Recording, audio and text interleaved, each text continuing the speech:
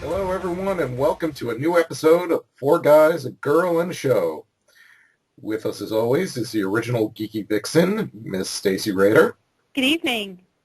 the Jack of all trades, Dave Harriman, Good evening, everyone. G.I. Joe Quartermaster, Mike Hopkins, Yo. and myself, the self-proclaimed professor of comicology, Brian Isaacs. Unfortunately, our own Bat Maniac, JQ, is stuck down in the Batcave, and hopefully you'll be joining us later. On today's show, we're going to be talking to you about the cancellation of Young Justice and Green Lantern from DC Nation, 20th Century Fox and Ridley Scott adapting the independent comic series Mind MGMT for film, our thoughts on the Dark Knight Returns Part 2 DVD, and an explanation why on some of the toys you see at Toy Fair never get made. So, the most disappointing news this past week was the fact that neither Young Justice nor Green Lantern was on Cartoon Network's 2013-2014 lineup. But DC Nation will continue with two new shows, Teen Titans Go and Beware the Batman. Needless to say, fans are disappointed. Thoughts? Well, I think it's unfortunate. But, Young Justice has a huge following. I don't know that I could say the same for Green Lantern, but for me, it's been sporadically good and bad. Young Justice has been consistently strong. The only thing that I can think, and maybe this is just the eternal optimist in me, is that maybe they're going to finish the Young Justice Invasion storyline and take a break, and then maybe we'll see Young Justice in the near future. One can hope. Yeah.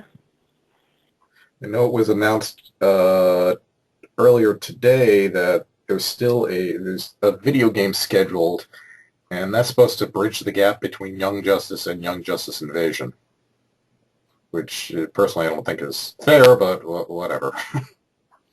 But see, that's the confusing thing is you have these mediums that are coming out that are helping to promote the show, like the video game.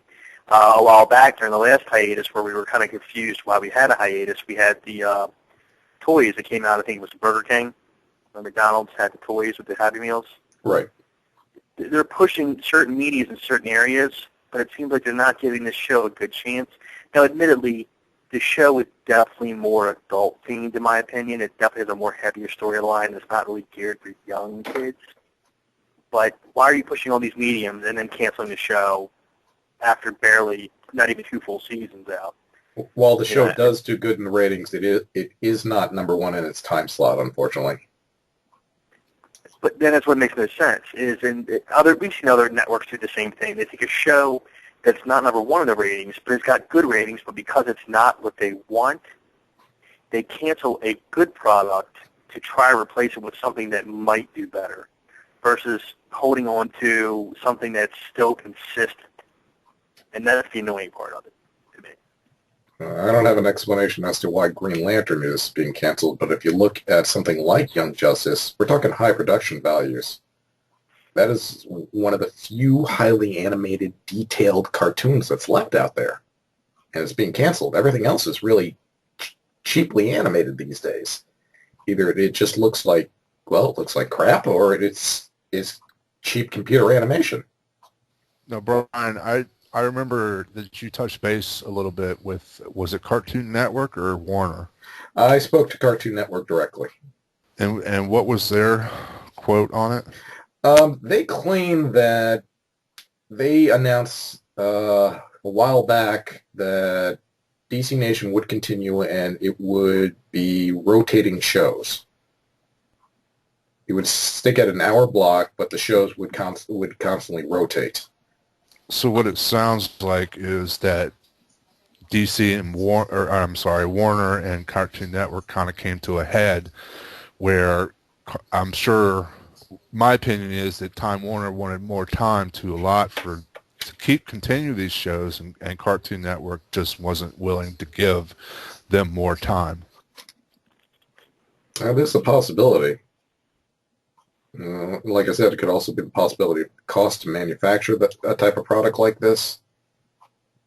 because I don't think this is the first time that we've had an issue where a show does really well, and because I mean a lot of networks do it. I mean, look at ABC and V. I personally love that show, and it lasted 2 seasons, and they canceled it because it was so expensive to make. Same thing with Terra Nova. It lasted 1 season, and they stopped making it because it was so expensive to make. Now, whether it did well in the ratings, I don't know, but it's just an example that it sounds like you said it's not cost efficient to them. So, Batman maybe is because it doesn't require as many characters, or whatever. But I mean, to me, it's more of an excuse because I mean, well, look Batman at you got to remember, Batman's a cultural icon, so there's always a good chance of whatever they shove Batman on, it's going to sell. well, true, yeah. But to me, I mean, it's you look at Family Guy and you look at Simpsons, and they're whether they're adult oriented or not, kids watch them. I'm sure. South Park. I mean, cartoons can stick around, but it's as you said, maybe they can't afford to put all the voices in there, different people, and Cartoon Network may not be willing to give them more time, an extra time, because they don't feel the show is going to do well. It could be the case, but I mean, in the case like the shows you mentioned, these days, a lot of the shows aren't hand-drawn anymore. Family Guy, Simpsons, I mean, all those Family Guy type shows on Fox all have computer backgrounds. They're all using computers to move the entire animation. You know what my question is? As much money as Warner tries to throw out for these cartoon shows, and as many as they develop, why don't they have their own channel? I mean, there's enough material out there to support a all DC channel, or even a comic channel, and they make a deal with Marvel and do Marvel and DC. But they did, and it failed. Really? Remember, the CW used to be, Warner. It used to be WB-TV. Oh, that's right. Yes, that's true. It failed. And, when it was all under one company, the problem is Warner and Cartoon Network are no longer the same company. They split off after the Turner, Ted Turner got Cartoon Network. Well, Warner has DC Comics. So technically it's a license that they're using. Right. And an expensive one. Oh, I'm sure. It just, I don't know. I mean, conspiracy theorists are going to say, well, it's Cartoon Network. Then Cartoon Network's going to say it's Warner Brothers, and we're never going to get a true reason why they did it. But it disappoints the fans all the same, because I liked Young Justice, and I'm sure a lot of other people did too. Well, from what I was able to find, one of the artists, one of the design artists, is actually on DeviantArt. And he wrote on his page that he knew about it since November, that it was being canceled. And he had to keep his mouth quiet. So this has been a long time coming, finding out this, information. So that's a little shocking right there. Yeah, that is. Well, I think they telegraphed the end of it way before this news came out, even before they took it off the air, because they canceled the Young Justice comic quite a while ago. Yeah. And toys dried up too. My thought is maybe that they thought it was going to appeal to a certain age group. They realized it appealed to a little bit older based on the subject matter, and so maybe they think that they want to replace it with some programming that's more Saturday morning age appropriate. That is a possibility, but there was that big controversy that happened with Batman. Beware the Batman had to be all redesigned because of the shooting in Connecticut. Because it originally was written where Alfred has guns, so they pulled back. The show was supposed to start earlier, but because of that shooting, they pulled the entire show and reworked it. Going back to the computer animation, you can see how fast they reworked it. I mean, it took about nothing. Well, I don't know what they changed it to, but that's the last I heard of it. well, but haven't you noticed that, when we were growing up, most of us, I mean, we're showing our ages now, Saturday morning cartoons lasted from 6 a.m. to 1 p.m. And you saw everything on 3 different channels. Now, there's, even when my kids were growing up, there was still Saturday morning cartoons. Now, there's none. I mean, most of it's just, an hour or two, and that's it. That's all you see. Yeah, and So, then the percentage of it is redubbed anime. exactly. It's Pokemon, And all Digimon. that junk, yeah. It's as if the market for Saturday morning cartoons has just kind of vanished. Why couldn't they just move Young Justice to another night or another day? But again, like you were saying earlier, like it was said earlier, it's just like there's no merchandise to back this up either. The merchandise epically failed in the markets. Which is surprising because, I mean, it's no different than the Mattel figures.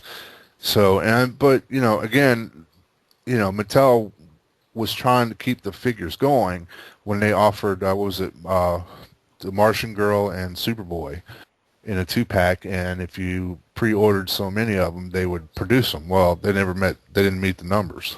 Well, they didn't meet So, the number because they wanted to charge $50 for 2 figures. exactly. Yeah. I mean, And that's.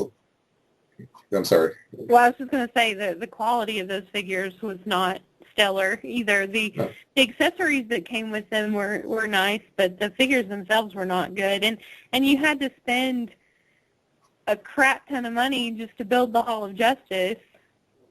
Correct. 12 figures that you didn't even, nobody wanted to keep. They just wanted the Hall of Justice. And even that wasn't, I mean, it was nice, but it wasn't the greatest well, it wasn't really a build-a-figure, but collect and connect that Mattel's ever done. Yeah, I mean, I totally agree with you with those 3-inch figures, and then you got the 6-inch figures, which sold higher than a regular 6-inch figure because it came with that entire diorama, which is great and all for from a play standpoint, but from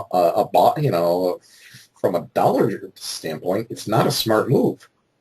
It's a very expensive move. They should have released those characters like they did the DC Universe characters in single packs. No, maybe 1 or 2 accessories, but no bases.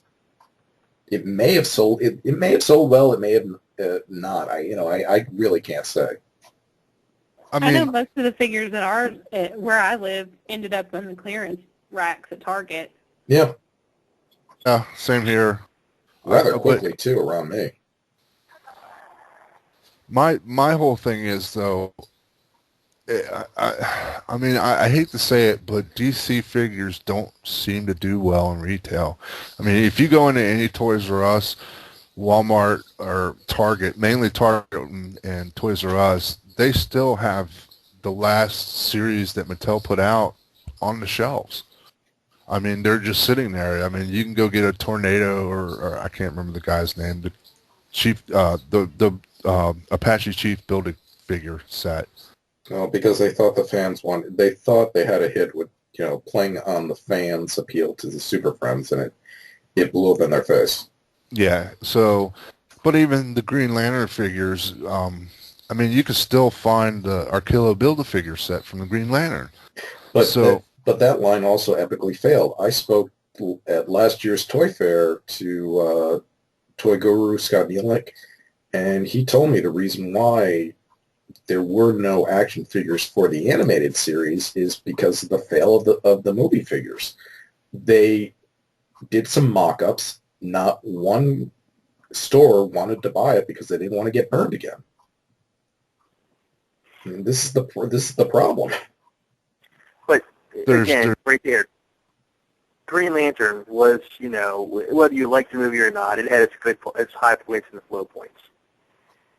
The problem is that they almost geared the toys toward kids, yet it was more of an adult movie.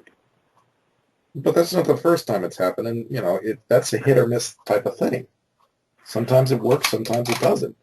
I think it Well, but mainly broke down to it was a crappy toy. It really Yeah. it was subpar to when you compare the same size of action figure, like a Hasbro action figure. posability. Yeah, but they were even subpar for the regular 3-inch figures. It was just such they were made so lousy. I mean, I remember the little ring that came in. The ring that came into a lot of those hmm Single play packs. sets. Yeah, I gave that to my. He was 8 at the time. My nephew. Even he couldn't get the ring around the figure. They built it out of hard plastic. Nice. And I mean, this is the type of thinking that wasn't involved. You don't make it. If you want a ring that kids can wear, you don't make it out of hard plastic. You make it out of soft plastic. Yeah, but there's a Well, see, double-edged sword to that too, because if you make it out of soft plastic, they end up breaking it by pulling it apart. If you make it out of hard plastic, then they can't put it on their fingers. Kind of a double-edged sword on that one. Well, you get a better shot of, you got more playability with a softer plastic, a more flexible, softer plastic.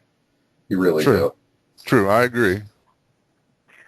now I kind of agree with what Stacy said earlier, though, and I was along the same lines that it was the Young Justice is more of an adult themed. It carries more of an adult heavy storylines. Definitely. And if that's the reasoning, like we said, we never may know truly. If that is the reasoning they're pulling this show because it's all adults and not the younger age kids, I'm sorry, but the new Batman series is going to have the same problem. The current look at that Batman series, it looks adult themed. Right. It doesn't look young and kiddie. Like Batman Brave and the Bold was definitely more geared toward a younger age. It was still a good cartoon, though. I like the characters they brought in with each show. Well, I mean, one of the main villains they're pushing for Beware the Batman is Professor Pig, and which is a Grant Morrison. Everybody knows how I feel about Grant Morrison. I'm not going to get into that. But Pig stood for Pygmalion. What kid is going to know what Pygmalion is? That's what I want to know. No kid is I going would have. to... Huh? I would have, but I'm an anomaly, I realize. What you trying to say? You're still a kid? No, I'm saying as a kid, I would have known what that was. I mean, this is the villain they've been pushing. We haven't seen any shots of like the classic Batman villains from this series. Where's the Joker? Where's the Riddler? Where's all these guys? Where are they? That's a good question. But then again, I gotta be honest with you. I gotta have mixed feelings about Young Justice being canceled in the first place. In my personal opinion, it has been going down the crapper at a rapid pace because of the Blue Beetle storyline. And, they push Nightwing into the friggin' shadows, so we're barely, he was forefront in the first season as Robin. Now he's barely being used. And everything is so Blue Beetle driven. It's just like, I really don't understand why DC has a hard-on for this annoyance of a character. I really don't get it.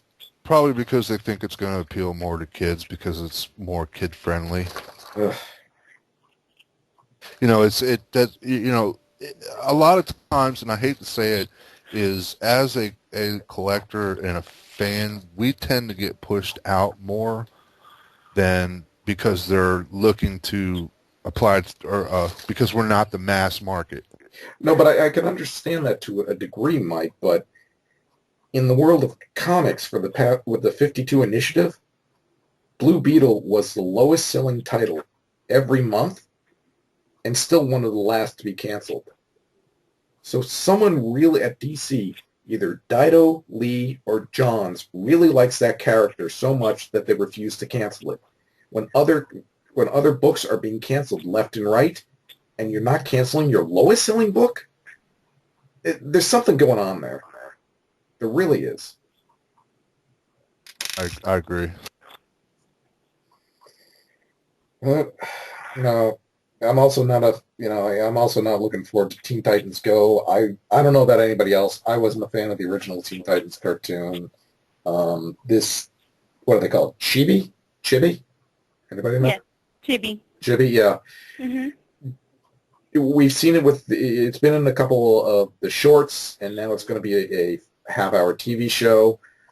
I I don't get the appeal. It personally does nothing for me.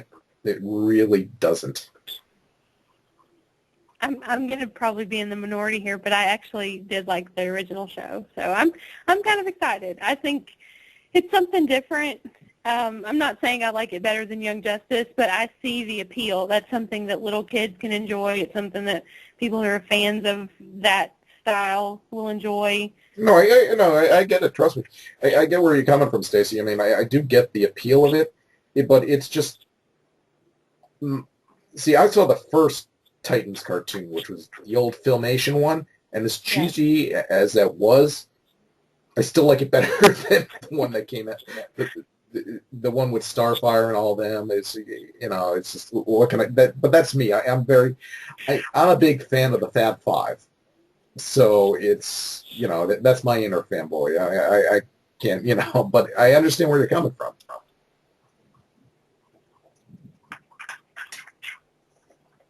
But we'll see what happens when the fall season hits. So it was also announced that both Fox and Ridley Scott are interested in turning the comic book Mind Management into a film. For those of you who aren't familiar with Mind Management, it's written and drawn by Matt Kint, and it's published by Dark Horse. It's the story of Maru, who is a true crime writer who searches for the truth behind a mysterious airline flight and discovers a secret government agency of super spies, espionage, and psychic abilities. Henry Lime, the former top agent, has gone rogue and is working to dismantle the entire organization. And, I got a chance to read the first story arc that was in trade paperback, and seeing Scott's past work, I get the appeal why something like this, he would really want to shoot this as a film. I get it. It as I'm reading it, I can definitely picture it as a film. I think it definitely has potential. I kept thinking Keanu Reeves. God. Please I no. hate to say it, but the guy's, I mean, the expression on the guy's face and the way he talked, I just kept thinking Constantine, and I kept thinking this is his forte. I know you guys don't agree, but I mean, that's who I pictured as. Yeah, I don't see that, but we'll just have to wait and see in terms of casting. I am a big fan of this book. I picked up the first issue when it first came out. Anything that's part of the Dark Horse Originals line, I think I was just picking up at the time. Didn't read it for a while. I actually, true confession here, I finished up the last 3 issues actually this afternoon because I hadn't finished them. But I am in love with this book. I'm excited that they've announced that it's ongoing. I'm really excited that it's going to be a film. I met Matt Kent at HeroesCon last year and talked to him a little bit and just really found out that he's super into decoder rings and super spy stuff, and you really see it in all of his writing, and it really comes out in this book. I don't know if you guys, I'm assuming the same would be in the trade as it was in the single issues, but along the lines of most of the pages, there were these little mind management field guide notes, and towards the end they started having, most of it was just procedural stuff, but they started having like secret codes and stuff in them, and on the back of each of the issues, for the first 6 issues, there were codes, like you could put them together and it would reveal a message, and there was a code you could put in on his website, and it actually brought you to some process documents and a video, and So there's a lot of extra embedded content, and I'm really curious to see how that gets incorporated, if it does at all, into the film, because I think that would be a really cool experience to have, if you watch the credits and there's different letters that are different colors, and maybe, you put those into a website and it gives you some extra deleted scenes or something like that. Like, to me, there's endless possibilities for this kind of stuff. I thought it was a great conspiracy book. I really enjoyed the series. It's the psychic abilities were kind of, I was more interested in I'm a conspiracy theorist, and so, stories like this I really like. So, this really appealed to me, and, the psychic abilities were also very cool in it, but it's very, even the way it's written is very cinematic, I thought. It's just, I'm looking forward to it. I really hope it does get made. Yeah, I can definitely see it being big screen. Sorry, Dave. Go ahead. Sorry. No, I was going to say when it's talking, Mike, but I agree. Reading the book and the artwork lends you the surreal feeling of the storyline, but now thinking about the book also reminds me almost of X-Files. It carries that darker tone, the espionage added into it. So it's a little more on the spy end of things, but the feel of X-Files also plays into it. And I know we were talking earlier, if anybody's ever read the Necroscope series, the E Branch feel to things in that series is kind of very similar to this as well. And I agree. I think it carries very well, and I can definitely see Ridley Scott doing a film out of it.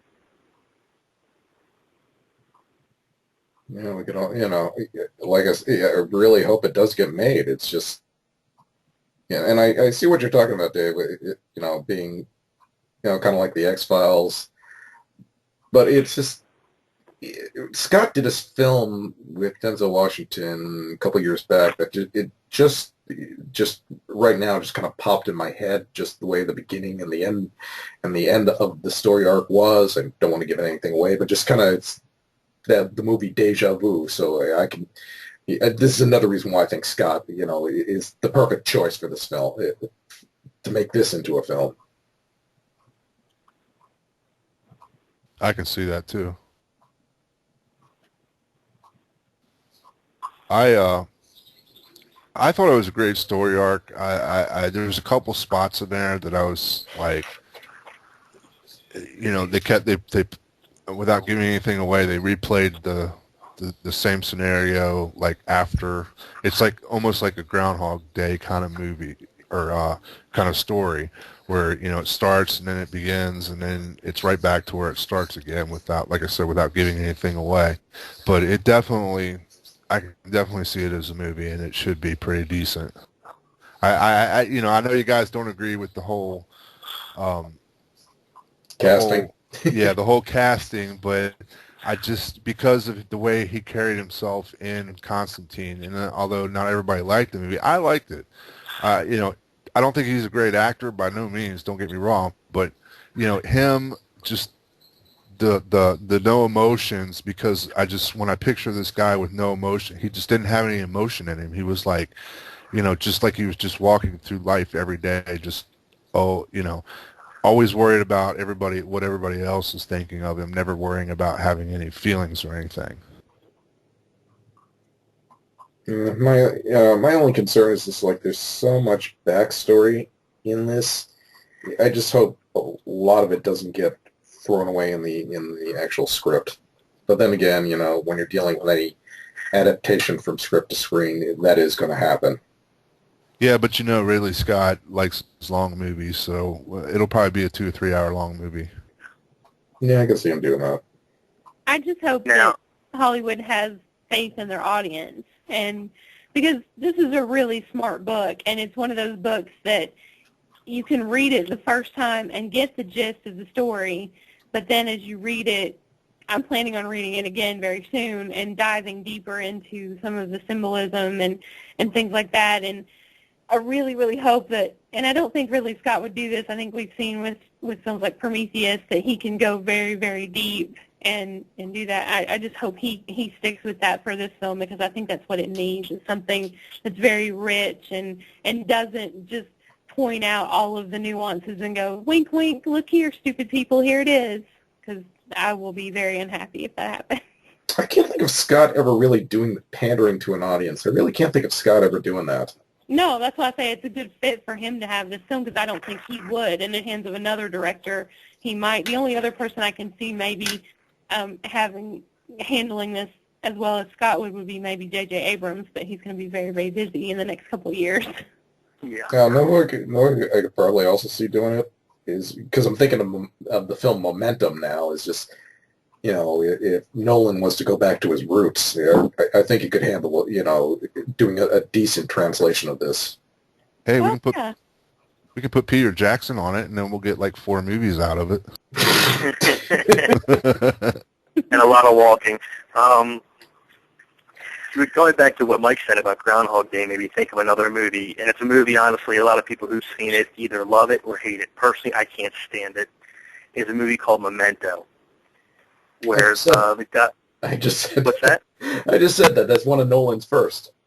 Okay, well, there you go. I didn't hear you at the end. I can't stand that movie.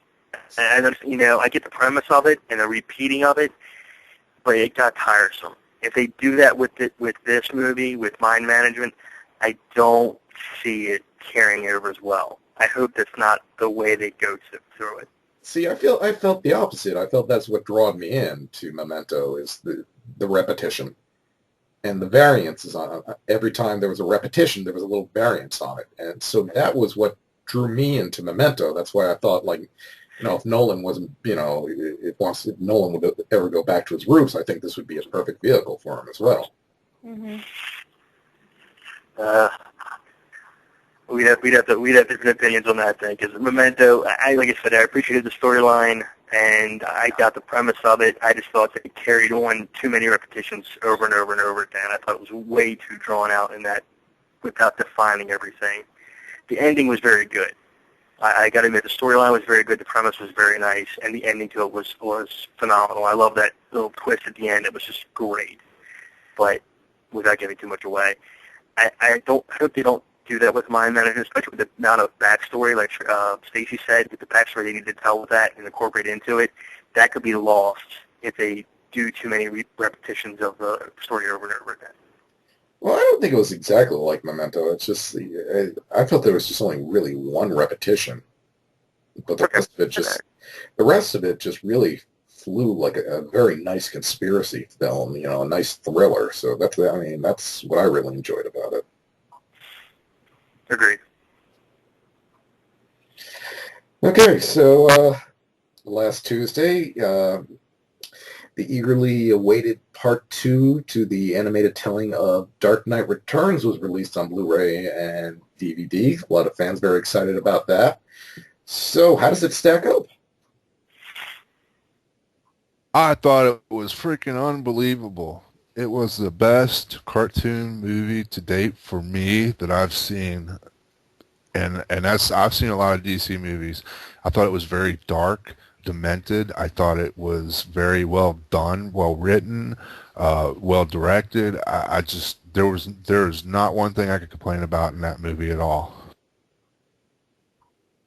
I gotta agree. It's just like seeing some of the past animated films, I honestly couldn't believe how far they went. I was just like, oh my God, they're actually doing the scene where the Batarang's sticking out of the Joker's eye. That was awesome. I was in a state of shock for a second. I was just like, wow, they are really going there. Well, without giving away a spoiler alert, as he said, it's a 27-year-old story. How can you give away everybody? If you haven't read it, the 27 years it's been out. Come on. Well, he said the spoiler alerts with this film. Come on, it's an almost direct adaptation with a little liberties. If you haven't read if you've been living in a hole for the past 27 years, please stop listening. Okay. Well, the fact that Joker's his last words were, "I won because I made you lose control." it just fit. I mean, just the whole thing was just so demented, and it was like, you just couldn't believe that Batman would go to that point. And then, Now, go ahead, Dave. go ahead, Mike. And then, the fight between Superman and Batman, if anybody doesn't know, I'm a huge Superman fan, have been for many years.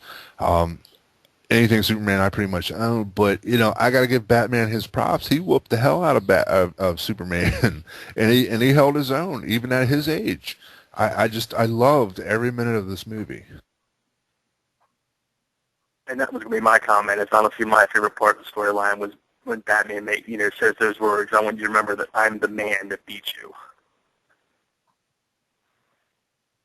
Oh yeah, that was just unbelievable. I just can't say enough about this movie. If you don't own it, I'm telling you now, you need to buy it because you will love it. Even if you're not a so-called DC fan, Josh Miller, then you will still love this movie because of its darkness to it. It was definitely Miller on screen, as Miller should be on screen. I mean, I saw, other Miller, I'm not a fan of Sin City. I just didn't think it worked on screen for me. Maybe because it was too direct of an adaptation, shot for shot. For me, it just didn't work on screen. This really worked, and it was brutal. I think my jaw hit the ground with some of these fight scenes, because it was just so brutal and ongoing, and it was just like, whoa. It was a mess. It really was. Oh, yes. And, if they could adapt what they do for cartoon movies onto live action films, Warner would be untouchable. And Marvel would have nothing on them if they could do just the same thing. And I don't understand why they can't, but because Warner executives don't want to take a chance on it. There was this movie, as well as it's going to be received critically, is going to bomb financially. These movies don't. That's probably. Huh? More than likely, probably, yes. I mean, none of these animated films from DC do that well. This is why we're seeing a lot more. Why we're seeing Superman, Batman, Superman, Batman, Superman, Batman, back to back to back to back to back. Because one of the best ones they had, Wonder Woman, and I thought it was one of the best Wonder Womans I've seen, didn't sell well. It really didn't, which is a shame. Well, the problem is they focus, like you said, they focus so much on Superman, Batman that they don't really put any emphasis on any of the other characters, which, I like the Green Lantern. I like, Nightwing. Some of these off-brand characters that they're no longer pushing, could do so much better if they pushed them. But it's not that. It's just, again, it's the faith in the studio. It's just like, as much as they produce these, advertising, 90% of advertising is supported by websites like my own Pendragon's Post, with 10% in commercials. I think I saw one, maybe two commercials for the film, and one was the day before it was released, and only on Cartoon Network during Adult Swim. I can't remember where I saw it, but I saw it. I think it was probably Spike TV or something during wrestling. Huh. So, they're if they would have definitely pushed it, this movie would have done so well. And like I said, everybody that's listening, if you don't own it, buy it or rent it, whatever, but watch it because you will love every minute of it. But here's where we're going to run into the problems again. Even if they did a massive ad campaign, you're going to have parent groups complaining that this is Batman doing stuff like this. It was the same thing when Watchmen, because these parents don't think. When I saw Watchmen, there were people with their young kids in the audience because they thought, oh, it's people in costumes, so it'll be campy and stuff. and they were really upset afterwards. I hated that movie. Sorry. But that's not, no, I'm not a fan either, but that's not the point. It's just, Right. Yeah. It was definitely not a kid movie. That's for sure. and that's the problem with something like this. I mean, even Dark Knight Rises, really, it's, my sister-in-law asked me if I should take my nephew, and I'm like, I don't think it's appropriate for him. Yeah. I mean, that was my opinion. Well, and that's probably the good thing about Marvel is Marvel's more kid friendly than DC. DC seems to be more Mm, adult driven. Not really. It depends on the characters. I mean, look at Blade, Ghost Rider, heck, Oh yeah, Even aside. Daredevil. But what they're calling the Marvel Cinematic Universe, yes, it's very family friendly. Yeah, Spider-Man, Avengers. I mean, Uh, I wouldn't even take my nephew to see this past Spider-Man film. really. It was really dark. As much as I really liked it, I thought it was a little dark for him. Well, I think Yeah, the Lizard was a lot scarier character this time around. yeah. You know what? I agree. I see your points. But I mean, Dave, if you remember, you talked about The Walking Dead, where the guy who's 6-year-old kids asking a question. I think because we're so desensitized these days that watching Walking Dead on TV or zombie movies at 2 in the afternoon, kids have become desensitized to that kind of stuff. Oh, please, there was a I think it was Dish that did the Walking Dead commercial. It wasn't, it was a commercial for Dish Network, I think, with The Walking Dead in it. Oh, And I it didn't was, see that. yeah, it was, some markets showed it, some didn't, but it was pretty brutal. I'm like watching this and I think it was aired during the Super Bowl in certain markets, and I'm watching this like, wow, that's a little heavy. Yeah, that's pretty crazy. But getting back to what Mike said, about in support of the film, definitely, for the fans out there, if you've always asked yourself, what would happen if Batman really fought Superman? What would happen? This is the movie to watch.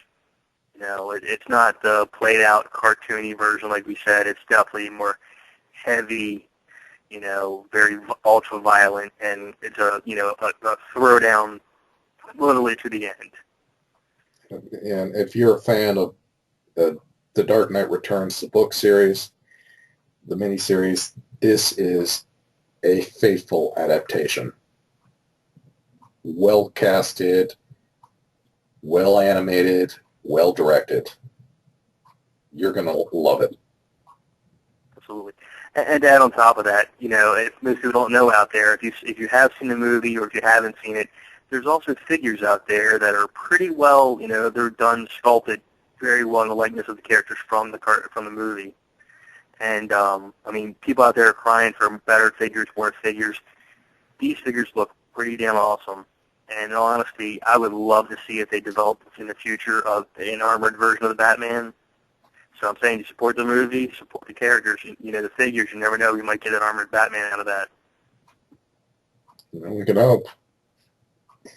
Okay, so every year during Toy Fair, companies show off their new toys. And several months later, there's always going to be a few that never see the light of day. But as always, you have the fanboys who start whining, "Where's so-and-so? You showed it at Toy Fair. Why isn't it being made?" Oh my God, this is just plain annoying. So we're going to try and explain how the process works. And we'll use very small words so you can follow along. Now, Brian. I don't know, I like the voice you're using. Very fanboyish. Ugh. Sound like the kid I was listening to yesterday for 20 minutes at the comic book shop talking about Marvel Now. But people need to understand how this process works. Toy Fair is pretty much an exhibition to sell product. The manufacturers always bring their A game. They want to bring the products that they think are going to sell. Now, there are always going to be something that you might think is really cool that may never just not make it. The reason why? Nobody wants to buy it. It's that simple. It's not a complicated process. So why would a manufacturer invest money into something that a large group isn't going to buy to satisfy the small group? Yeah, that's not cost effective. And you know, Brian, I've seen this firsthand because of being a Joe collector. There was last year probably about 5 or 6 figures that they advertised for the 30th anniversary, and because the movie was supposed to be out, they canceled the line and didn't end up delivering these figures. I can tell you from experience, walking into my Walmart, walking into my Target, even my Toys R Us, 9 times out of 10, the figures you're looking for aren't there. Either they're being scalped so that people can sell them on eBay and everywhere else, or the companies just aren't buying it. And we blamed the toy companies 99.99% of the time for them not producing enough toys when it's in fact not completely their fault. I'm not saying they're not guilty. I'm just saying that they tend to. But this isn't a matter of not producing enough. This is just a matter of showing a prototype and it never getting made, and a bunch of fans, bitching and moaning, blaming the manufacturer for not making that prototype into an actual toy. Exactly. Well, that's one of my biggest pet peeves, and there are so many. But it's just like sometimes stuff doesn't get made. This is the way the world works. It's not just the toy industry. The auto industry does it too. Go to an auto show. Go to a fashion show. A lot of the stuff you see is never going to get made into reality. It's just the way it is. So stop blaming the manufacturers. It comes down to demand. If there's not enough demand for a product, they won't make it because it's not cost efficient. But this is the problem. For some reason, these momos just don't get it. It's not clicking in their brains. Oh no, they'll blame them all day long and say, "Oh, it's their fault, their fault, their fault." No, it's also the distributors. It's also the buyers. If Walmart's not stocking the stuff on your shelf, then they're not buying it. If they're not buying it, then it's not selling. Yeah, I mean, if Walmart, meets with Mattel, Mattel shows off product day. If they're not interested, why would they make it? It's not cost effective to them. So it doesn't get made. It happens. And this is the way the world works. If there, it is supply and demand. And if there is no demand, there's not going to be any supply. And the problem is they need to understand that when we say demand, we're not talking demand of 100 figures, not even 500 figures. We're talking they need a demand of almost close to 100,000. Yeah. Of certain figures to actually make a production line they feel is worth money.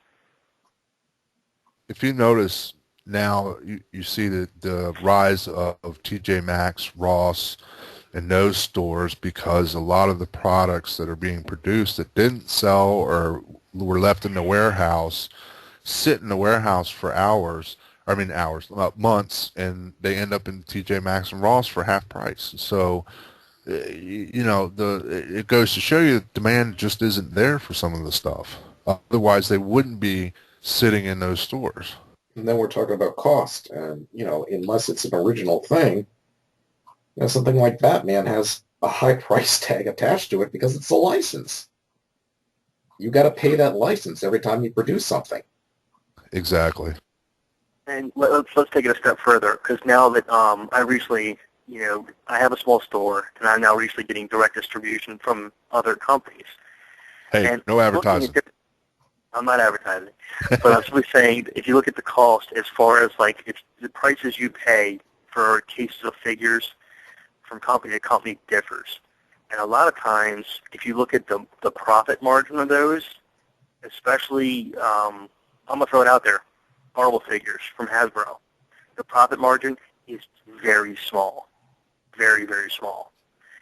So toy companies like Toys R Us and other places are not really driven very well to buy these things because the profit margin is so small, it doesn't benefit them hardly at all to purchase, thousands of cases of figures if they're going to make only, a buck or two off each sale. It's not a large profit margin. They would rather buy the figure that costs them $5 that they can retail for $15.99 and make $10 and even discount it, still make $5 or $6.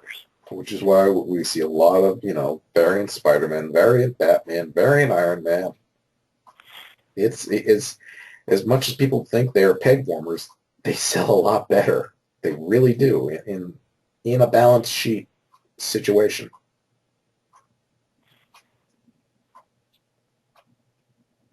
Oh, I agree. But that's the whole thing. And the smaller toy companies is probably where it's at, because if you look at Sideshow Collectibles and they put their time and their effort and their details into these figures, but they can sell them for hundreds of dollars, but they're making them not for the mass market, but for the collectors. That's why you have those kind of companies. Stacy can probably attest to that. But not every toy company has a high price tag that appeals to collectors. Stacy's a big fan of the vinyl figures, and those aren't. Well, correct me if I'm wrong, Stacy. Those really aren't that outrageous in terms of prices, right? Well, it depends on the toy. I mean, you can buy a blind box toy for as little as $5, but you can spend upwards of $250 for some of the things that even probably even more than that for certain pieces. But it just depends on the toy, depends on the artist, depends on whether it's something that they're producing themselves or they're partnering with someone like Kid Robot. The market for vinyl toys is as much or as little as you want to spend. That makes sense. That makes a lot of sense. I think in a nutshell, the average collector and fans, as much as you get mad, because I'm there with you. I collect a lot of the mainstream toys, and I see it all the time with G.I. Joe fans. There's like I said, there's 4 figures that never got produced that you're like, damn, I wish I would have had those, but for whatever reason they weren't produced. You just got to understand, not everything is going to come out. Not everything is going to be in your hand. Well, I also find it interesting. Some of the, I'm not even talking about on the collector's market, but, a couple of years ago during Hasbro for Spider-Man 3, they produced a Spider-Man that would suction to the wall, and then you would use a remote control, and it would climb up the wall. And I'm looking at this, and I'm like, oh, my God, that is like the perfect toy. Kids would buy this by the droves. Obviously, I have no clue what I'm talking about because it was never picked up by any store and it was never mass-produced. And, personally, I think that's I don't know. You got the remote control, you got a wall crawler. Can it get any better than that? Apparently, what do I know? And then, with this latest, and then with the Amazing Spider-Man movie, they did a redeco of it. They redid it. They showed it again at Toy Fair, and of course, again, nobody wanted to buy it. And I'm looking at it again like, really? You guys have Walmart, Target, Toys R Us, you guys really have no interest in this? No? Okay. I thought it was a cool toy. I looked at it, I was like, this is going to be great for my nephew, but it's just like, shows what I know. Well, did anybody buy the Amazing Spider-Man toys in general? It seems like they got them in for the film and they just sort of stayed. I couldn't say around my area because I heard rumors of 6-inch figures and I never saw any of them at any of my stores. And I'm living in one of the largest metropolitan areas. They actually, the one that was really hot was the they call it the ultra posable Spider-Man. And Gumby. It was in the, Gumby Spidey. It was in the 3-inch. Now they do still have the 6-inch versions, the Marvel Legend types, and like you could buy the new Ultimate Spider-Man, and then Peter Parker without a mask, the Lizard. I mean, they produced them, and but they were all Walmart only figures.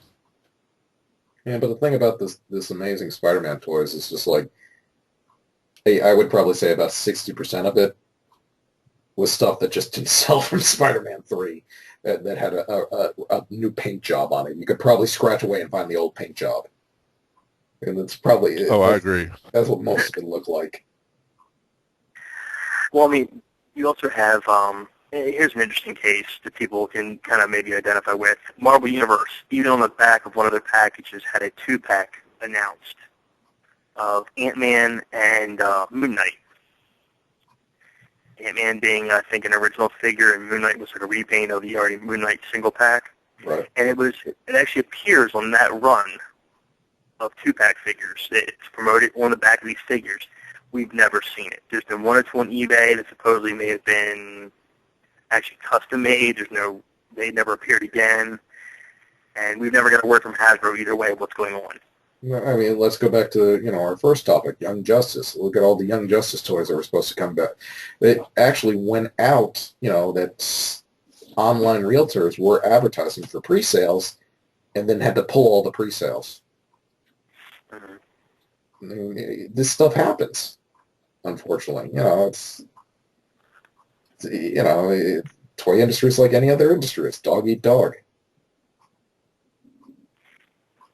Very true. But in retrospect, let's see. With us coming to Toy Fair, hopefully we can bring some pictures and some stuff on Pendragon's Post to show everybody, to give some previews of some things. Hopefully we will see coming out in the next couple months. Yep, one can hope. Well, that's it for this week's show.